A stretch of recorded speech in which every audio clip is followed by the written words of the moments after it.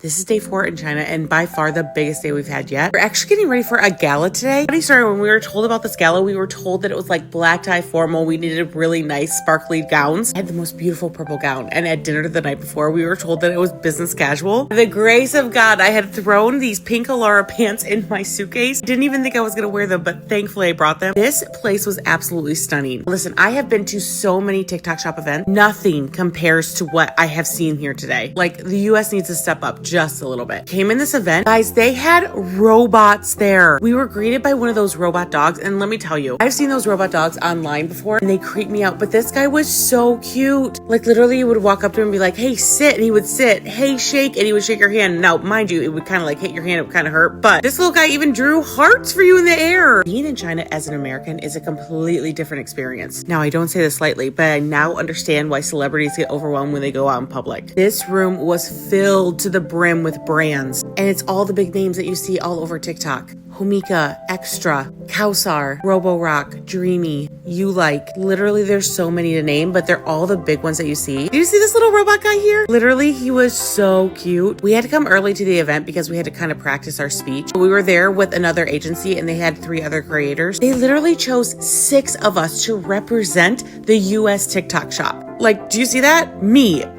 They should, like, what? Never in my wildest dream did I ever think that, like, I would even be put in this position. And to be here with people like Amber and Susan is absolutely insane. We're getting to do things that I've always wanted to do, like try this strawberry, I think it's called Tangho. I probably said it wrong. Please don't come for me. I will tell you, when you're in the US, you know how our strawberries like have 0 flavor and are like white on the inside? These strawberries were so good. Like, it's a completely different experience when you're trying the fruit over here. I was invited to China with my agency Borgreis, and they literally treated us like royalty here. And it was very interesting to see how the Chinese actually view TikTok shop. They take it so incredibly seriously, especially all of the vendors here. It's so nice to kind of put a face to a name to all these people that you've been communicating with for the last year, 2 years, and everyone is so nice. I don't think I've been called pretty or beautiful so many times in one day in my entire life. Everyone was so excited about their new products. They even did a runway show with their products. These models were so freaking gorgeous. I mean, this guy was rocking it with that Homika vacuum. I have to give him props. At first I was like, how is he keeping a straight face as he's walking down the runway with this vacuum and with this fan? And then like Susan and Amber and I got up on stage and I was like, oh my gosh, I can't see anything. The lights are so bright. Now I know this girl was struggling. I have held up that ice machine and that thing is not light, my friend. Then we had a little bit of a break. We went up to, I believe, the 96th floor. We could see all of Shenzhen. It was so beautiful, and we were able to find a McDonald's for lunch. I know TikTok and TikTok shop get a lot of crap, but it has completely changed my life. Never in my life did I ever think that I would be invited to China, let alone people care about what I have to say. They want my input. They want my ideas. And to be given this opportunity, I mean, look at this view. I will be forever blessed. I did a video a couple months ago and I was saying, you know, how I had asked God to just show me how good it can be. And